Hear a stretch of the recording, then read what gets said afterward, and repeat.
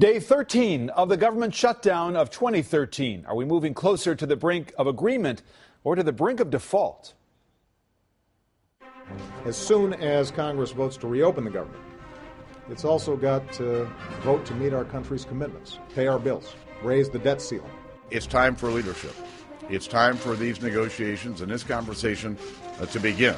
But with Democratic and Republican leaders at an impasse, when will we get a final solution to our fiscal mess? We have two key Senate leaders from both sides of the aisle to answer just how Congress can find a way out. Plus, the U.S. is meeting with sharp criticism from the rest of the world over the nation's fiscal crisis. In my exclusive interview with Christine Lagarde, head of the International Monetary Fund, I'll ask her what kind of damage has been done to America's reputation and how that could impact the world's economy. And only on Meet the Press, former Defense Secretary Leon Panetta. Is the shutdown hurting our national security? And what he thinks is different today from the last government shutdown in 1996. A policy of threats and basically holding the country hostage, whether it's on a continuing resolution or a debt ceiling or raising these kinds of blackmail approaches. I'm David Gregory. All that ahead on this edition of Meet the Press for Sunday, October 13th. From NBC News in Washington, the world's longest-running television program. This is Meet the Press. And good Sunday morning. Wish there were better news to tell you, but Congress and President Obama are still crawling to the finish line in the race to find a solution to America's fiscal crisis, with U.S. default possible this coming Thursday. The focus is now in the Senate. In session today, House Speaker John Boehner announced Saturday that talks between the House GOP and President Obama had broken down. So bottom line, there is no agreement on ending the shutdown of the government or raising the nation's debt limit. Joining me now, the Assistant Majority Leader of the Senate, Dick Durbin of Illinois, and Republican Senator Rob Portman of Ohio. Welcome both to Meet the Press. The leader of the Democrats, Harry Reid, the Majority Leader, Senator Durbin, said the following on Saturday, and let me share it with our audience. I hope that our talking is some solace to the American people and to the world. This is what should pass for progress in Congress, in Washington doing its job, that, take solace in the fact that you're just talking? It's a breakthrough. Hard to imagine, but it's a breakthrough. We've reached a point where the House Republicans and their leadership really have stepped to the sidelines. They're not part of this at this point. They can't agree among themselves about what they want to have done in this negotiation. The conversation that started yesterday between Senator McConnell, the Republican Senate leader, and Senator Reid, I think has the promise of finding a solution. I don't want to be overly optimistic, but there's a lot at stake. It isn't just the government shutdown. Yeah. And that, of course, has laid off 800,000 federal employees and denied people basic services. It goes way beyond this, as we know. If in 4 days we default on our debt for the first time in our history, it is going to have a dramatic negative impact. Senator Portman, I want to get beyond talking points, want to get beyond just pure argument, because the American people simply want to know, why can't Congress do its job? Well, first of all, Congress can't do its job unless Democrats are willing to talk. And the reason what Harry Reid just said was a breakthrough is that the president has refused to negotiate. I mean, it's unbelievable. This is the first time in history that a president of the United States has said, look, I'm not even going to talk about it. I served for two presidents, as you know, President Bush 1 and 2. Leon Panetta, who you're going to talk to later, has served as OMB director for another president. You always talk about it. Why? Because these votes are tough votes. The president should engage. You've got to deal with the underlying problem, which is the spending problem. So is it both of your positions? I think this is an important moment of clarity. Do you both believe it's 100% the other side's fault? Here's the point we've reached. We should have been in a budget conference 6 months ago to discuss these issues. We tried 21 times in the Senate to go to budget conference. I understand. That's the question. Is it 100% the Republicans' fault that we're here? I can tell you, if we had engaged in this negotiation in the budget conference and there was an impasse, then I'd say, well, there's fault on both sides. The Republicans in the Senate would not allow us to go to a budget conference to even debate these issues for 6 months. Sounds like 100% in his view. Is it 100% the president and the Democrats' fault, Senator? With all due respect, for the last 3 years when the Senate Democrats refused to put a budget out, Democrats said we don't need a budget, we can still have these appropriations bills, which is why we're where we are. Dick's right, not having appropriations bills. David, I would say this. I would say the greatest act of bipartisanship over the last few decades has been Republicans and Democrats alike overpromising and overspending. And so, yeah, there's fault on both sides, and that's where we are. And that's why the president and the leaders of Congress ought to take this opportunity to deal with the underlying problem. All right, both so to keep the budget caps in place that, my gosh, we just put them in place 2 years ago. We've added almost $2 trillion to the debt since then. And what I understand from last night's discussion is the Democrats are now saying we want to bust those caps. But second, on the debt limit, we need to be sure that we're dealing with the underlying problem, which is a almost $17 trillion national debt. Okay, this gets and the president says he wants to do that, so let's work together to do it. We know it gets confusing fast, so I want to ask each of you sort of a bottom line question is, do we have an agreement on raising the debt ceiling and ending the government shutdown by Thursday? And if the answer is yes, Senator Durbin, what do you have to overcome? What are the real sticking points now that have to be overcome? You're asking us if we have such an agreement? Do you think you'll have it by Thursday? And if so, that means you will overcome what sticking points that you have right now? I'm a hopeful person, and I believe we can do it. I hope sensible people prevail, because at this point it isn't just a shutdown and all of the damage that's caused. But if we default on our debt, it will have a dramatic negative impact on the savings account and retirement account. Understood. So what are the sticking points? That's really what I'm trying to get to. Whether or not we will sit down in a budget conference finally and start hammering them out, what will be the spending level for this fiscal year that the rest of the year, yeah. Whether there will be a sequester cut come the first 15 days of the new year, the new calendar year. Those are the basic elements that I think we need to work on. Does the discussion about... I'm a yes, by the way. A yes, the deal by Thursday? Yes. Because you will have overcome what obstacle?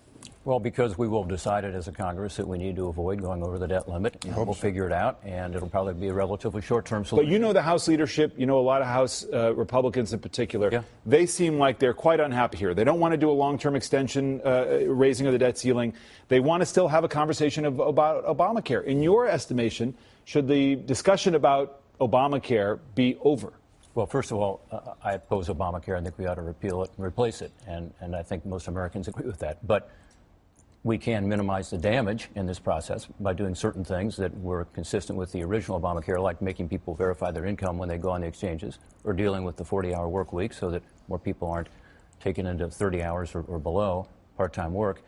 But no, I think we ought to focus on these spending issues, and we can and should.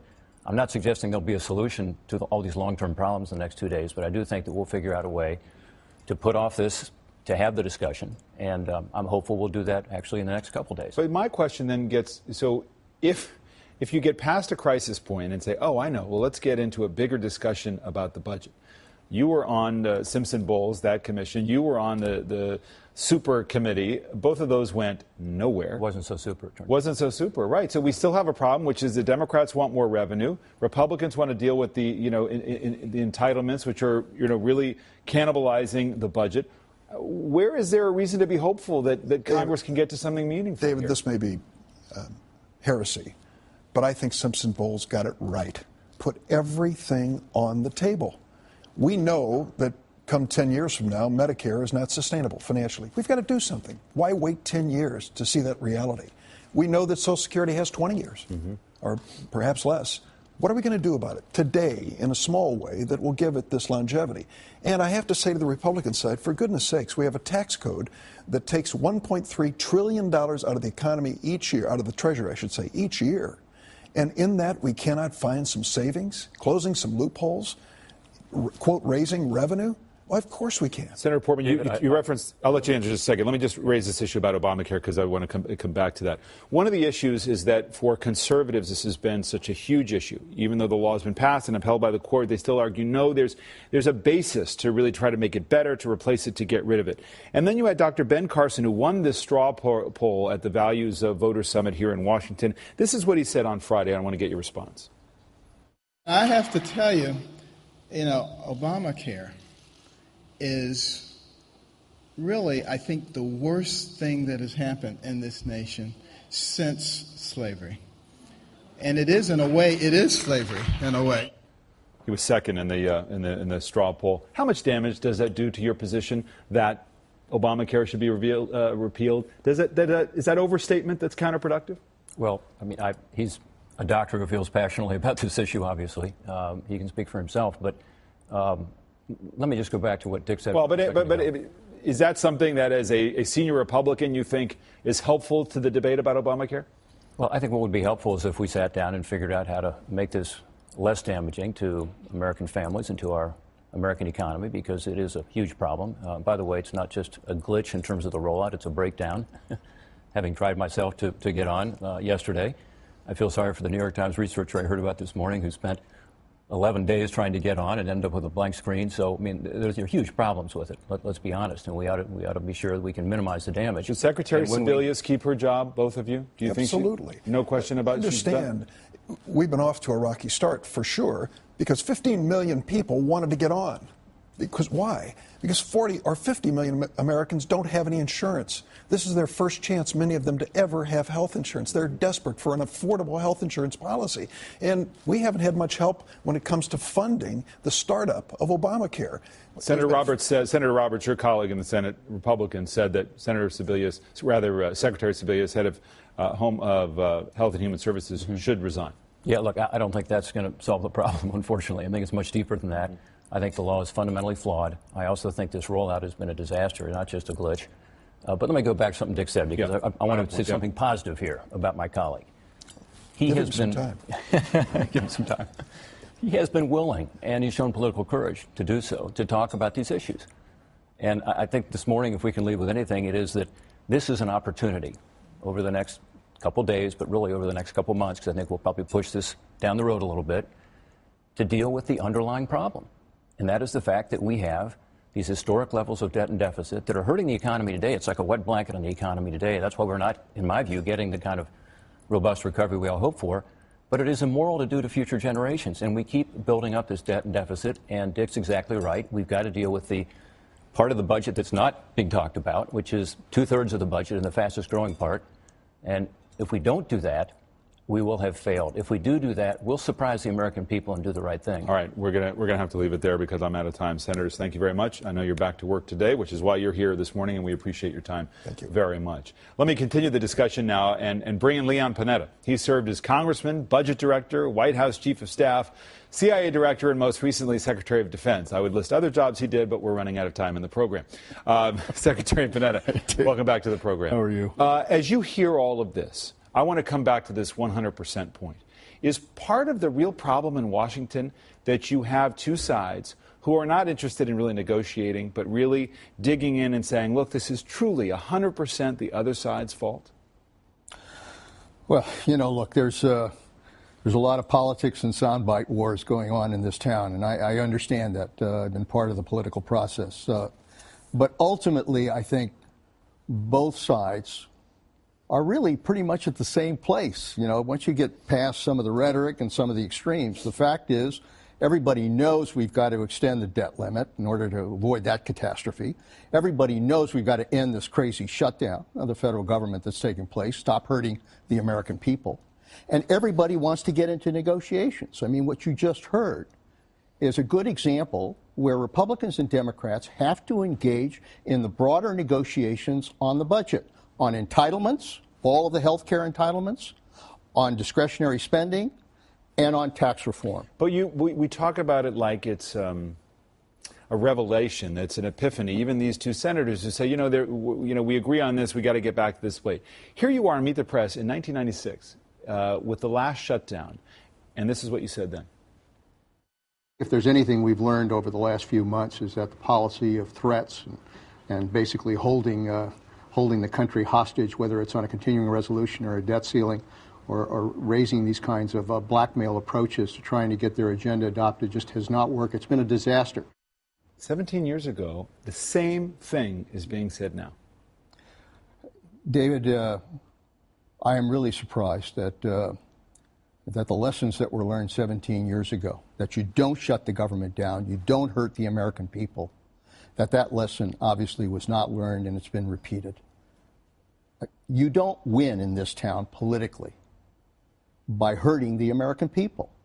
And that's what we're doing. We're hurting kids, we're hurting families, we're hurting individuals that are losing their pay, not paying their mortgages. I mean, why would you allow a small minority who can't get their way to basically take out their vengeance on their fellow citizens. That's what's happened. You're talking about House Republicans, but the president also knew that this day was coming.